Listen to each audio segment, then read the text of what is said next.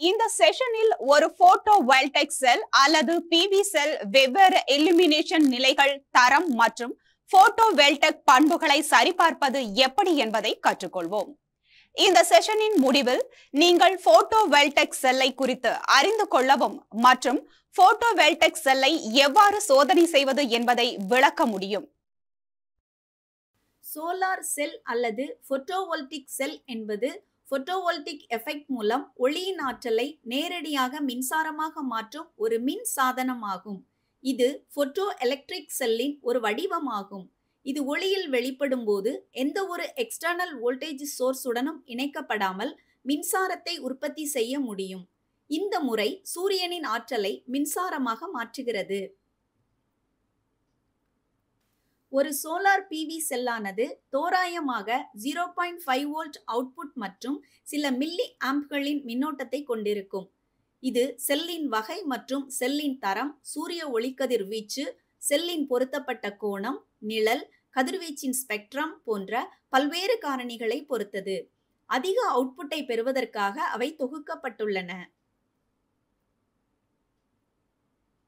போட்டோவோல்டிக் எஃபெக்டால் உருவாக்கப்படும் மின்சாரம் நேரடியாக பயன்படுத்தப்படலாம் அல்லது பேட்டரிகளில் சேமிக்கப்படலாம் அல்லது நேரடியாக எலக்ட்ரிக் யூட்டிலிட்டிஸ் கிரிட் சிஸ்டமில் செலுத்தப்படலாம்.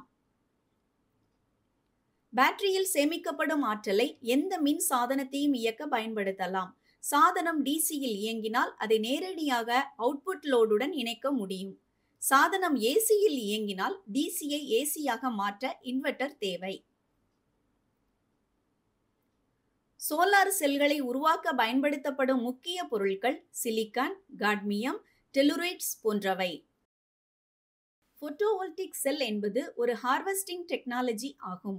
இது போட்டோவோல்டிக் எஃபெக்ட் எனப்படும் செயல்முறையின் மூலம் சோலார் எனர்ஜியை பயனுள்ள மின்சாரமாக மாற்றுகிறது. பல்வேறு வகையான பிவி செல்கள் உள்ளன. இவை அனைத்தும் மின்னோட்டத்தை உருவாக்குவதற்காக சூரியனில் இருந்து உள்வரும் போட்டான்களுடன் தொடர்பு கொள்ள செமி கண்டக்டர்ஸ்களை பயன்படுத்துகின்றன.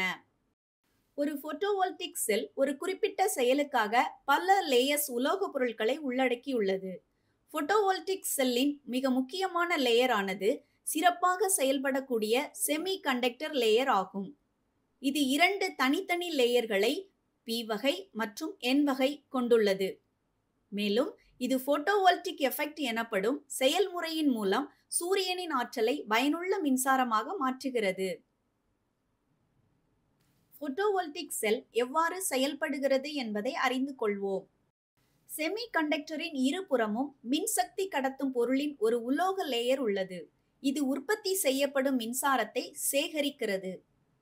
குறிப்பாக செல்லின் பின்புறம் அல்லது நிழலிடப்பட்ட பக்கம் கண்டக்டரில் முழுமையாக மூடப்பட்டிருக்கும்.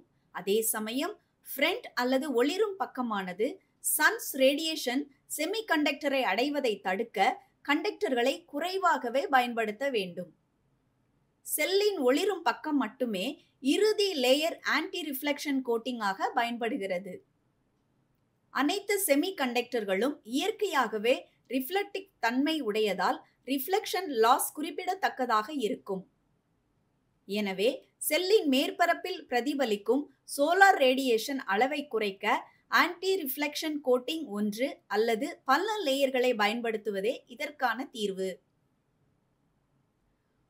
போட்டோவோல்டிக் செல் பல்வேறு வழிகளில் மற்றும் பல்வேறு பொருட்களிலிருந்து தயாரிக்கப்படலாம்.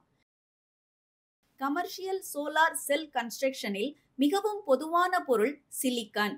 ஆனால் மற்றவற்றில் காலியம் ஆர்சனைடு, காட்மியம் டெலுரைடு மற்றும் காப்பர் இண்டியம், காலியம் செலினைடு ஆகியவை அடங்கும். சோலார் செல்ஸ் உடையும் தன்மையுள்ள பிரிட்டில் கிறிஸ்டலைன் ஸ்ட்ரக்சர்ஸ் அல்லது ஃப்ளெக்சிபிள் தின் ஃபில்ம் செல்ஸ்களாக கட்டமைக்கப்படலாம். கிறிஸ்டலைன் சோலார் செல்ஸ்களை மேலும் 2 வகைகளாக பிரிக்கலாம். அவை மோனோகிறிஸ்டலின் மற்றும் பாலிகிறிஸ்டலின். மோனோகிறிஸ்டலின் பிவி செல்கள் ஒரு சீரான அல்லது சிங்கிள் கிறிஸ்டல் லாட்டிஸ்களை கொண்டிருக்கும். அதே சமயம் பாலிகிறிஸ்டலின் செல்கள் வெவ்வேறு அல்லது மாறுபட்ட கிறிஸ்டல் ஸ்ட்ரக்சர்ஸை கொண்டிருக்கின்றன.